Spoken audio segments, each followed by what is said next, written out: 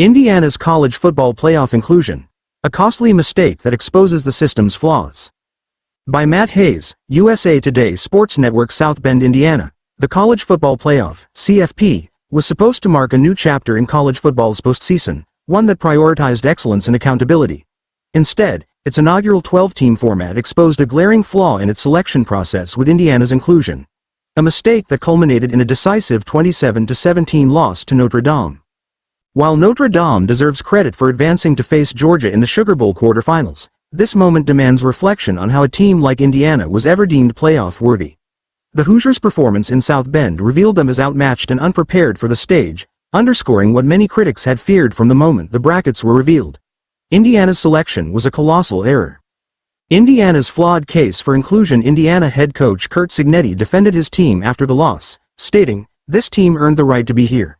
But such claims rang hollow in light of the game's reality. Notre Dame led 27-3 late into the fourth quarter before allowing two cosmetic touchdowns in the final minutes. Those late scores did little to mask the undeniable truth. Indiana was woefully out of its depth. The Hoosiers entered the playoff with a pristine 11-1 record but had failed to defeat a single ranked team during the regular season. Their schedule, highlighted by victories over struggling programs like Florida International, Western Illinois, and Charlotte, hardly justified the ninth-place ranking they received in the initial CFP poll.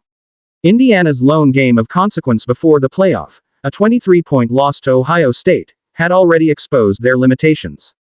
Even in victory, Indiana often struggled against Big Ten undercard teams, raising questions about the selection committee's infatuation with their win-loss record.